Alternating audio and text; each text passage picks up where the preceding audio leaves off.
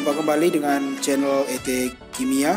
Pada video pembelajaran kali ini kita akan membahas tentang penyetaraan reaksi redoks. Adapun penyetaraan yang kita bahas pada video ini adalah metode perubahan bilangan oksidasi atau disebut juga metode PBO, baik dalam suasana asam maupun suasana basah. Ditonton videonya sampai habis dan jangan lupa di-download soal latihan. Linknya saya sediakan di deskripsi video.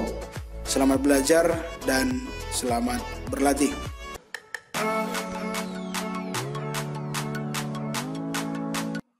Untuk menyetarakan reaksi redoks dengan metode perubahan bilangan oksidasi ataupun metode PBO, langkah-langkah yang kita lakukan nanti yang pertama adalah menentukan zat yang mengalami perubahan bilangan oksidasi, baik yang reduksi maupun yang oksidasi. Kemudian kita menyamakan jumlahnya dengan menambahkan koefisien. Kemudian langkah yang kedua, menyamakan jumlah elektron yang terlibat dalam reaksi dengan melihat perubahan bilangan oksidasi untuk reaksi reduksi maupun reaksi oksidasi. Langkah yang ketiga, menyamakan jumlah muatan dengan menambahkan ion H+ untuk suasana asam dan menambahkan ion OH negatif untuk suasana basah. Berikutnya langkah yang keempat, menyamakan jumlah atom hidrogen dan oksigen dengan menambahkan H2O secukupnya. Inilah langkah-langkah untuk menyetarakan reaksi redoks dengan metode perubahan bilangan oksidasi dalam suasana asam maupun suasana basah.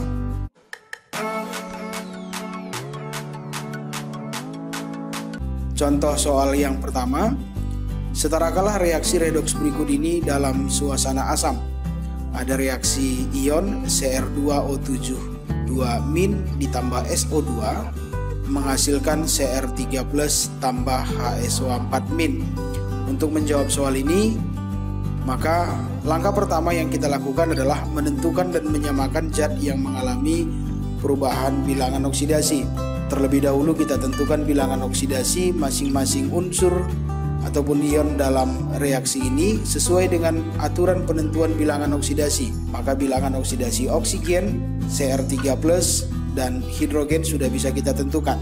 Bilangan oksidasi Cr pada ion Cr2O7 2- adalah +6. Kemudian bilangan oksidasi S dalam SO2 +4. Bilangan oksidasi S dalam HSO4 negatif adalah +6.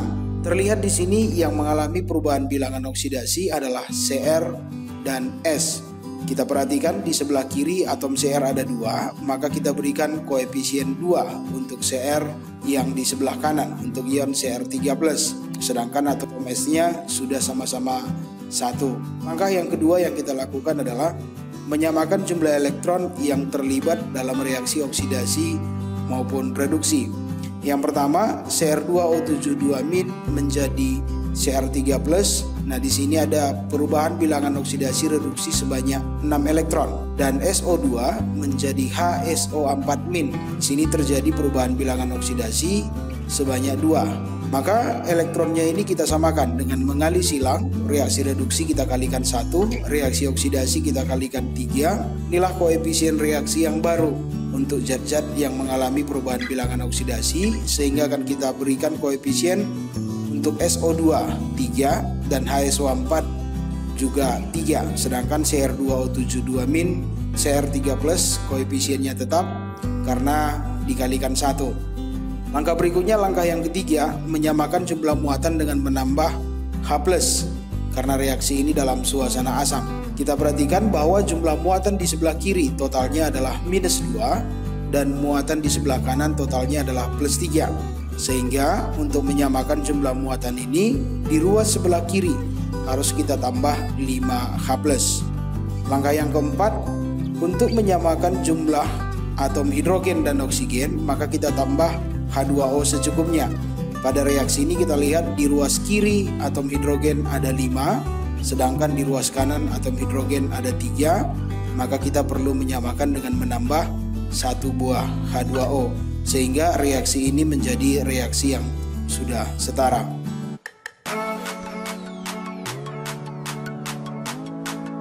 Contoh soal nomor 2, setarakanlah reaksi redoks berikut ini dalam suasana basa. Ada Al ditambah NO3 negatif menghasilkan AlO2 negatif tambah NH3. Untuk menjawab soal ini, maka langkah pertama yang kita lakukan adalah menentukan dan menyamakan zat yang mengalami perubahan bilangan oksidasi. Dengan menggunakan aturan penentuan Bilox, maka kita bisa menentukan bilangan oksidasi aluminium, oksigen, dan hidrogen. Sehingga bilangan oksidasi N pada NO3 negatif adalah plus 5 dan bilangan oksidasi N pada NH3 adalah minus 3. Kita lihat bahwa yang mengalami perubahan Bilox pada reaksi ini adalah atom aluminium dan nitrogen dan jumlahnya sudah sama-sama 1, sehingga kita tidak perlu menambahkan koefisien. Langkah yang kedua yang kita lakukan adalah menyamakan jumlah elektron untuk reaksi oksidasi maupun reaksi reduksi. Aluminium, perubahan bilangan oksidasinya dari 0 menjadi plus 3, sehingga reaksi ini mengalami oksidasi 3 elektron. Yang kedua, nitrogen dari NO3- menjadi NH3, perubahan bilangan oksidasinya adalah plus 5 menjadi minus 3, sehingga reduksi 8 elektron. Elektron ini kemudian kita samakan dengan mengalihkan 8 untuk reaksi oksidasi dan mengalihkan 3 untuk reaksi reduksi. Sehingga inilah koefisien yang baru. Kita akan memperoleh koefisien untuk reaksi oksidasi adalah 8 dan untuk reaksi yang mengalami reduksi koefisiennya adalah 3. Langkah berikutnya, untuk menyamakan jumlah muatan, maka kita tambahkan OH- karena reaksi ini adalah dalam suasana basa. Jumlah muatan di ruas sebelah kiri adalah minus 3 dan jumlah muatan di ruas kanan adalah minus 8. Untuk menyamakan jumlah muatannya di ruas sebelah kiri, kita tambah 5 OH- sehingga muatannya menjadi sama-sama minus 8. Langkah yang keempat, untuk menyamakan jumlah atom hidrogen dan oksigen, maka kita menambah H2O. Pada reaksi ini bisa kita lihat jumlah atom hidrogen di sebelah kiri adalah 5 dan jumlah atom hidrogen di sebelah kanan adalah 9. Sehingga di ruas sebelah kiri harus kita tambah 2 H2O. Nah, sehingga reaksi ini sudah menjadi reaksi redoks yang setara.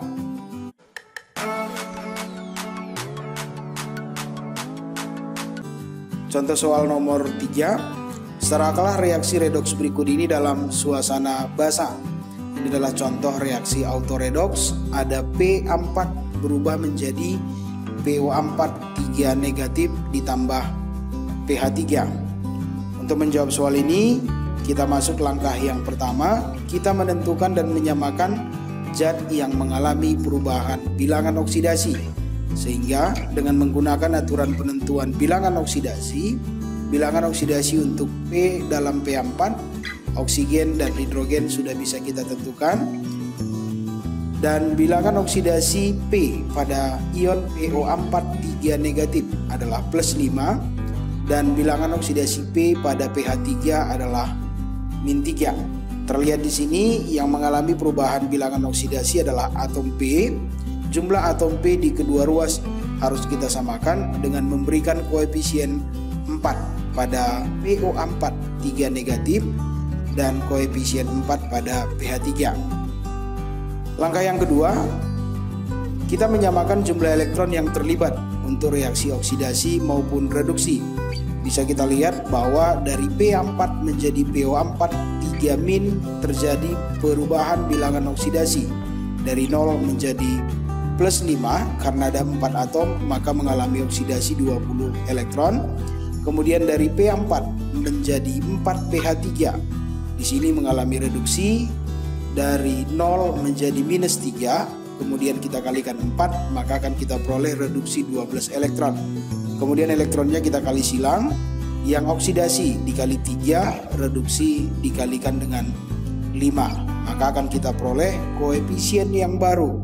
Untuk P4 adalah 8, kemudian untuk PO4 3- menjadi 12, 3 dikali 4. Sedangkan untuk pH3 koefisiennya menjadi 20, dihasilkan dari 5 dikalikan 4. Langkah yang berikutnya, kita menyamakan jumlah muatan dengan menambahkan OH- karena reaksi ini dalam suasana basah. Total muatan di sebelah kiri adalah 0 dan total muatan di sebelah kanan totalnya minus 36, datangnya dari 12 dikali dengan minus 3 pada PO4 3 negatif. Sehingga di ruas kiri harus kita tambahkan 36 OH-. Langkah yang keempat, kita menyamakan jumlah oksigen dan hidrogen dengan menambahkan air. Bisa kita lihat bahwa pada reaksi ini jumlah atom hidrogen di ruas kiri adalah 36 dan di ruas kanan 60. Ada selisih 24 atom hidrogen, maka di ruas yang sebelah kiri harus kita 12 H2O. Dengan demikian jumlah oksigennya juga akan menjadi sama. Di ruas sebelah kiri ada 48 atom oksigen dan di ruas kanan ada 12 dikali 4 berarti 48 atom oksigen juga. Reaksi ini kemudian bisa kita sederhanakan dengan membagi koefisiennya dengan 4 sehingga kita peroleh reaksi setaranya menjadi 2P4 ditambah 9 OH- tambah 3 H2O menjadi 3 PO4 3- ditambah pH3.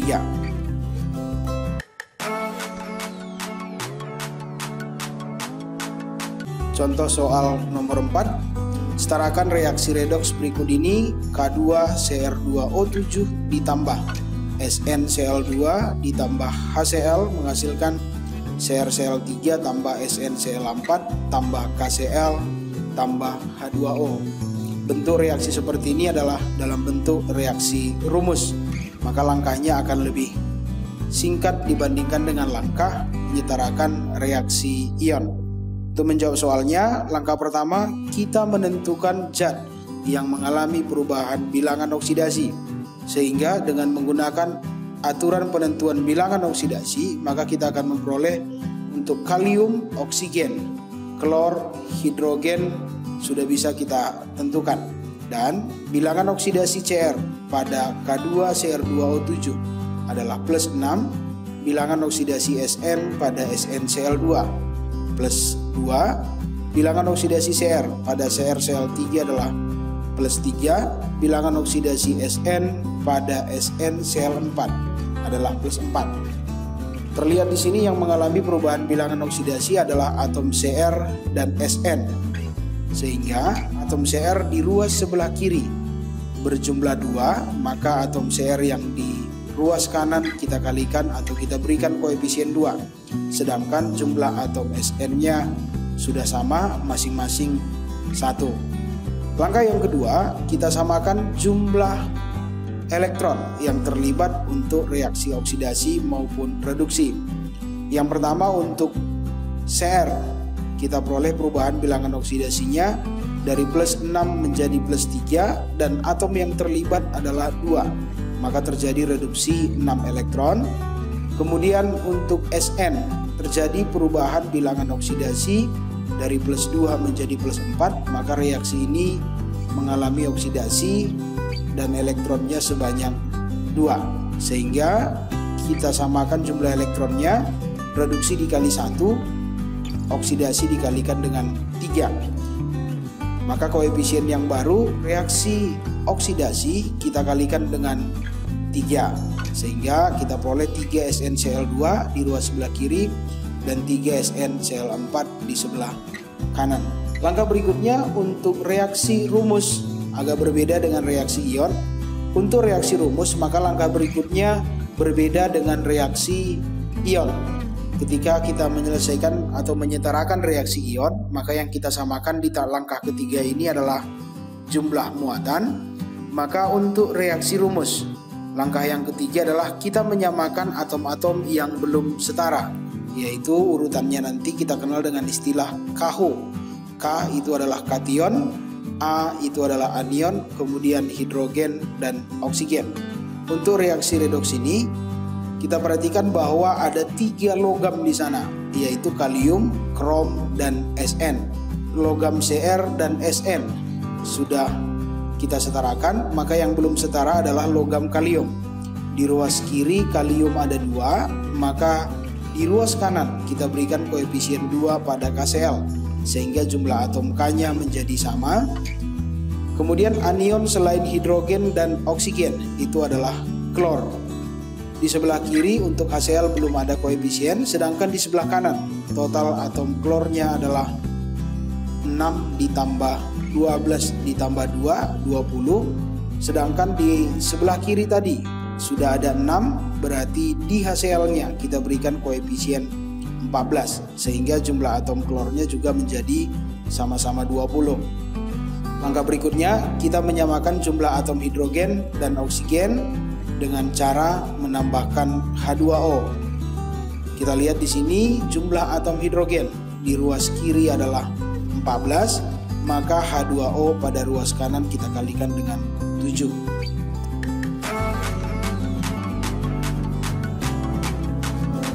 Contoh soal nomor 5, setarakanlah reaksi redoks berikut ini. KMnO4 tambah H2SO4 tambah H2C2O4 menjadi MnSO4 tambah K2SO4 tambah CO2 tambah H2O. Ini juga soalnya dalam bentuk reaksi rumus. Langkah pertama yang kita lakukan untuk menjawab soal ini yaitu menentukan dan menyamakan zat yang mengalami perubahan bilangan oksidasi. Dengan menggunakan aturan penentuan bilangan oksidasi, maka bilangan oksidasi atom K, oksigen, hidrogen sudah bisa kita tentukan, maka bilangan oksidasi Mn pada KMnO4 adalah plus 7, bilangan oksidasi S pada H2SO4 adalah plus 6, bilangan oksidasi C pada senyawa H2C2O4 plus 3, bilangan oksidasi S pada MnSO4 sama dengan SO4 pada H2SO4. Jadi kita peroleh plus 6, sehingga bilangan oksidasi Mn adalah plus 2, bilangan oksidasi S pada K2SO4 juga plus 6, dan bilangan oksidasi C pada senyawa CO2 adalah plus 4. Pada reaksi ini kita lihat bahwa yang mengalami perubahan bilangan oksidasi adalah atom Mn dan atom C. Jumlah atom Mn di kedua ruas sama-sama 1, sedangkan jumlah atom C di ruas kiri ada 2, di ruas kanan masih 1, maka kita berikan koefisien 2. Langkah yang kedua, kita menyamakan elektron yang terlibat untuk reaksi reduksi maupun reaksi oksidasi. Untuk Mn mengalami reaksi reduksi, perubahan Bilox dari plus 7 menjadi plus 2, berarti reduksi sebanyak 5 elektron. Untuk atom C dari plus 3 menjadi plus 4 dan ada 2 atom C, berarti mengalami oksidasi 2 elektron. Elektron ini kemudian kita samakan. Untuk yang reduksi kita kalikan 2, untuk yang oksidasi kita kalikan dengan 5, sehingga akan kita peroleh koefisien yang baru. Untuk yang mengalami reduksi adalah 2, dan koefisien yang baru untuk yang mengalami oksidasi H2C2O4 menjadi 5, sedangkan CO2 menjadi 10 dihasilkan dari 2 dikalikan dengan 5. Langkah yang ketiga, kita menyamakan atom-atom yang tidak terlibat dalam perubahan bilangan oksidasi dengan urutan KH, kation, anion, hidrogen, dan oksigen. Pada reaksi ini kationnya ada 2, yaitu kalium dan mangan. Mangan sudah terlibat dalam reaksinya tadi, sudah terlibat dalam perubahan bilangan oksidasi, sehingga kita menyamakan jumlah atom K. Pada reaksi ini jumlah atom K di ruas kiri adalah 2 dan sama dengan jumlah atom K di ruas kanan juga 2. Berikutnya kita menyamakan jumlah anion selain hidrogen dan oksigen. Pada soal ini ada 2, yaitu S dan C. C-nya tidak lagi karena sudah terlibat dalam perubahan bilangan oksidasi. Kita perhatikan jumlah atom S di sebelah kanan adalah 3, maka jumlah atom S di sebelah kiri pada H2SO4 juga harus kita samakan, yaitu dengan memberikan koefisien 3. Langkah yang berikutnya kita menyamakan jumlah atom hidrogen dan oksigen dengan menambah koefisien pada H2O. Pada reaksi ini kita perhatikan jumlah atom hidrogen di ruas sebelah kiri adalah 16, maka H2O di ruas kanan harus kita kalikan dengan 8 atau kita berikan koefisien 8. Sehingga kita bisa cek reaksi ini sudah setara atau belum dengan menghitung jumlah atom oksigen. Oksigen di ruas kiri ada 8 ditambah 12 ditambah 20. Total oksigen di ruas kiri adalah 40. Dan total oksigen di ruas kanan 8 ditambah 4 ditambah 20 ditambah 8. Sehingga akan kita peroleh juga totalnya 40. Sehingga total oksigen di ruas kiri dan ruas kanan juga sama. Dengan demikian reaksi ini sudah setara.